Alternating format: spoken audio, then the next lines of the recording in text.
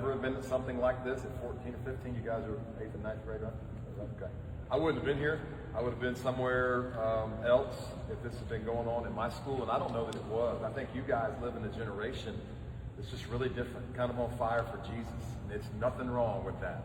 I grew up thinking the term Jesus freak was like a cuss word. It's not. I am a Jesus freak now at 55 years old. I can't get enough. I love him. I'm desperate. That's the word I always use for me in my faith. So guys, I want you to help me out. There's nothing worse than somebody speaking, in my opinion, and you just sit there, and then we're all done. And my greatest fear is I would stand here, talk for 10 or 12 minutes, you guys will go to school, I'll go to my day, and you'll get nothing out of it. That's failure on my part. So my goal, my hope, is I can leave you guys with a nugget. I heard that word about 3 years ago. I was being introduced, and the head coach said to his team, just want you to see if you can grab one nugget, because you're not going to receive everything. If you have your phones, and I say something, you want to take a note, go ahead.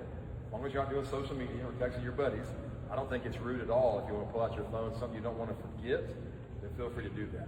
So I'm going to ask you to do something here. I'm going to ask you a question.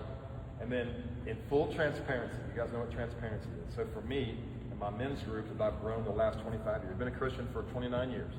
Wasn't a Christian, I was a professional baseball at 25 years old, and I was a mess. Absolute train wreck, and you guys will learn what that looks like as you get older, but I was a train wreck. I got saved out of that. Transparency is, I'm not afraid to share my heart. I'm not afraid to sit with a group of girls, a group of guys, a group of men, and be real. Because that's what we're supposed to do. We're supposed to share our hearts and open up. And what you find out is we're just like each other. That you think you have this thing going on, nobody else knows. It's not true. So we're going to be transparent here for just about a minute. I'm going to ask you a question, and then I'm going to ask you to close your eyes and look down at the ground, because I don't want anybody to feel uncomfortable. And then I'm going to ask you to answer the question with a hand raise. I don't want anybody looking around. Mrs. Fellows, Coach Nash, they can look around and help me out. But I want you guys to close your eyes when I ask you this and look down, because I don't want anybody to feel uncomfortable and not feel like they can be transparent. And here's the question. Do you feel like you're valuable? Okay, hang on, don't close your eyes yet. Do you feel like if you weren't here, the world would be okay? Do you feel like you don't matter? Not good enough, don't measure up? So it's all one idea of, do you feel like you're valuable? Now, walking into a party with beer and drugs and things going on that you shouldn't be around. If you don't know who you are, you're going to walk in there and stay. If you know who you are in the name of Jesus, like I'm a Christian, not judging you guys, I'm not doing that, I'm going this way, then you'll be just fine. So who are you? I had to learn who I was. I thought I was a baseball player. Well, that got cut back when I got released from pro ball. I thought I was a baseball coach. Then I got fired at Auburn University, my alma mater. See you got to leave. And I'm like, well, what am I now? And I was a Christian, still struggling with that identity issue of who am I? Today, I know who I am. Starving, hungry, desperate for Jesus. That's who I am. One more. Yes, ma'am. How do you keep your mind on God and focus on Him, showing His love throughout the day? Every single day. Pray, worship, read. Like at 4:30 every morning, 4 o'clock. I'm a personal trainer, so I'm in the gym with clients. But at 4 a.m. every morning, I do not miss them on my face on my couch. And then I have a little app I go to. And guys, look, I heard there's a pastor on the radio named David Jeremiah. He's 88 years old, and he booms his voice in the radio at 10 o'clock every morning. I listen to it every day. I'm driving around town. And he made this statement about a month ago. He said, if you don't kill sin every day, it will kill you. And that's absolutely true. So don't think you can go to church on Sunday and be fine till next Sunday. Every single day. And it's good. It's like, oh, I got to go do this. I can't wait. Like, I run to that couch. I'm an early morning person. Don't call me at 8 p.m. I'm good at 4 a.m. So it's every day. You can't take a break. This is life. It's not just, well, I'm a Christian on Sunday, maybe Saturday night in youth group. Guys, it's every day. That song we just sang, CeCe Winans, I went all the way to Red Rocks in Colorado last summer to see her sing in Elevation Worship, and it was unbelievable. Tell your parents, we're going to Red Rocks this summer to a Christian concert. Chris Tomlin, whoever. So I'm with her. She sings to me. She pours Jesus over me every morning. That's my girl. If I ever meet her, I'm going to cry. So it's every day. It has to be every day, because this nasty, dirty flesh of mine, it won't quit. I can go back and be that guy I was at 26 like that if I let it. Every day. Discipline. It's not easy. It's so worth it. It's fun. One of you guys got a question up there? Look down if you don't mind. If you feel like, Coach Mark, I feel pretty good. I feel pretty valuable, raise your hand. Raise them up high. Nobody's looking. Nobody can see you. It's just you. Okay, put your hands down. Now, if you feel like, you know what, Coach Mark, if I wasn't here, nobody would care. I'm not valuable. Raise your hand. Raise them up high. It's okay. Okay. Full transparency, guys. Okay. Hands down. And now I want you to look up at me. Okay. I can stand here and tell you, gosh, you're valuable. And that's great. I'm a human being. I'm one guy. What we're going to do the next 7 or 8 minutes is we're going to talk about who says you're valuable. And he is the only one that matters. And I have a feeling some of you, maybe because you were uncomfortable, didn't raise your hand high, or maybe you said, yes, I feel. And maybe inside you're kind of like, well, I'm really not, but that's okay. All right? So tell me, you guys get to answer here. Raise your hands, don't just yell out, but tell me what makes people valuable. What makes a human being valuable? There's no bad answers, so if you're comfortable, yes, ma'am. What's your name? Mabel. Mabel, I what's feel your like name? it's kind of the fact that they're alive, that they're human. They're made with a purpose for a purpose. Made with a purpose for a purpose. They're alive. They have the air to breathe. Great answer. Anybody else? Let's go about 3. Guys, I'm coming your way, so you might as well get ready to answer. I'm going to make you raise your hand up there. Ladies, you got anybody else? Why are you valuable? Yes, ma'am. What's your name? Charlene. Charlene. So you can share your faith. You can share your faith. Absolutely. Guys, need one. One guy. Raise his hand up. Just throw that. Yes, sir. So you can help someone. Well, I thought it was social media. I thought social media tells you that you're valuable. I thought if you're a baseball player and you made the team and didn't get cut, that made you valuable. I thought if you were tall or had a lot of money and nice stuff, isn't that what you guys, I mean, is that wrong? Doesn't social media tell you if you're valuable or not? No. Okay? Whatever you've heard in your life, not tall enough, not pretty enough, not whatever enough, not athletic enough, called facts. Lies. A lot of men and women in this world, my age, who have walked around with this false narrative since they were your age because some teacher, mom, dad, or coach spoke it into them. Well, you're not good enough. You're not smart enough. And for the rest of their lives, they believe this lie. So if you ask them at 45, 50, 55 years old, do you feel like you're valuable? No. I know. I just feel like I'm just here, living out my days. And we have a lot of people, guys, in this country that take their lives. Your age, my age. They commit suicide because they don't feel like they're valuable. Hold your hands out. Okay? I want you to look at your palms.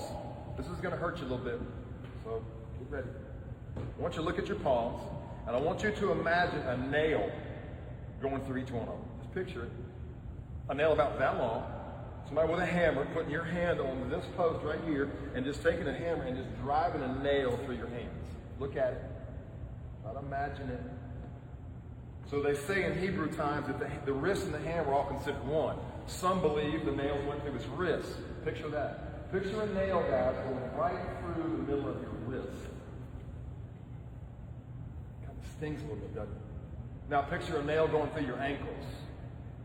There's no meat there. There's nothing but bone. Try to picture it. You know where I'm going. Okay? Revelation 5:9 says that the blood of Jesus bought men for God. 1 Corinthians 6:20 says, you were bought at the price. There's one person that matters, and his name is Jesus. And what he says about you is, I love you. I don't care what team you didn't make. I don't care what instrument you can't play. I'm speaking for him. Jesus, the Lord, gave you skill sets, gave you a gift. Guys, we can't do this without you. If you step out and sit on the sidelines, or if you take yourself out like gone, we can't do it without you. You have a skill set that nobody else has. You can call it DNA that nobody else has. To stand up here and lead FCA, to sing, to play an instrument, to be a teacher, to be a coach, to be a mom, a dad. You have a skill set nobody else has, and we can't lose you. You can't sit on the sidelines. My so-and-so spoke this over me, and I believe it. I'm no good, so I'm going to sit here. You are priceless. You are bought by the blood of Jesus. He ran nails through his hands and through his ankles. He allowed them to do it. Remember, he was God. He could have said, we ain't doing this. But he said, go ahead. Because he had a love for you and me that he just couldn't stand to be without us. So I'm going to say it again. I'm going to ask you again. You don't have to raise your hand. But if you feel like, because of social media, because of some team, because it's spoken into you, we're going to pray it over now. We're going to pray before we finish today. And I'm going to pray that whatever has been spoken over you, whatever you have believed about yourself, that is anything other than, you are my beloved child and I will die for you, It's a lie. And we're going to pray it away. Every single one of you sitting here matters. You go tell your friends who are depressed and sad, maybe they're going through a tough time at home. One of you said, I think it was you did it, said, I'm here to help people. Hey, I'm sorry, but you guys mix up all the time. You go find somebody that's not having a good day, or you go find somebody that's on the edge of checking out, and you tell them, I heard this guy speak this morning. He talked about these holes and this blood and this price, and you are valuable. Guys, you have to hear that. You have to hear that. I don't want you to become a dad or a mom or a corporate employee or a CEO someday and carry this thing around. It's like, I'm just here just to take up space. Can't do it without you. You are priceless. Jesus made sure that you knew that. So cancel it all out. Get off of social media if it's convincing you you're not good enough. It is a lie. Absolute lie. Everything we see projects something that's not real. Because there's one. His name is Jesus. And he says to each one of you, I love you. Like, I can't stand to be without you. As a matter of fact, I can't stand so much to be without you. I'm going to go ahead and die for you so we can be together. Father, I thank you for the day. I thank you for the rain.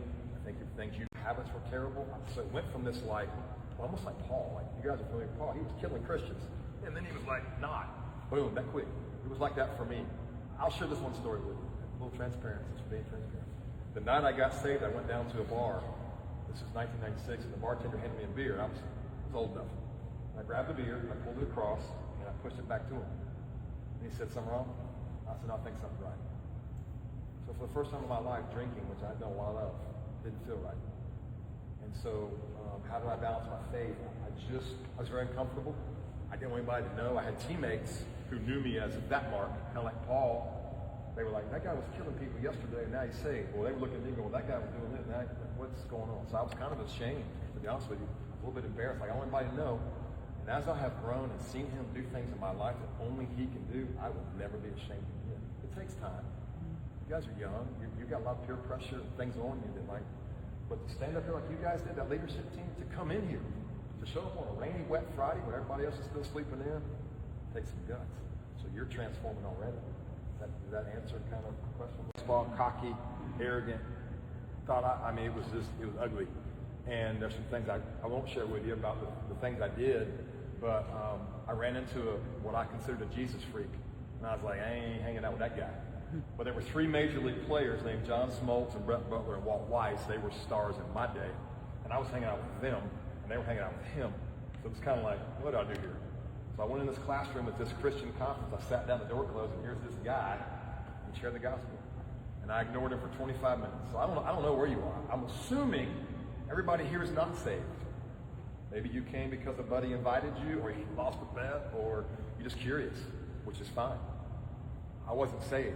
I was not going to heaven. And he asked me, if you died today, do you know where you spend eternity? And I went, yeah, I'd help old ladies across the street and go to church twice a year. That's about it.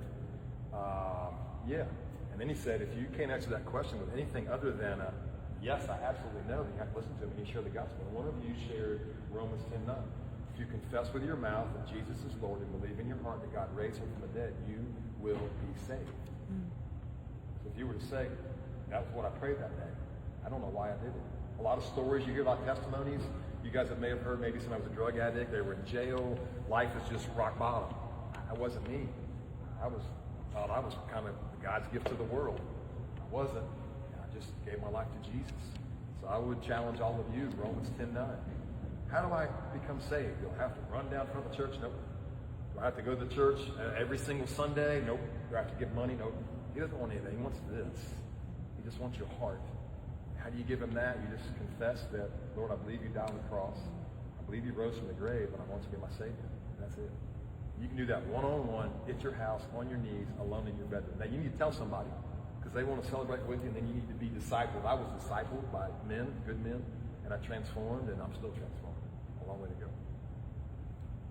Two more. Like, if I'm around my house, I don't fix things well, and yesterday I broke something, and I may have said something I shouldn't have said. So I was like, I'm going to speak to this FCA here, but here I am now throwing these words around, and I'm losing it.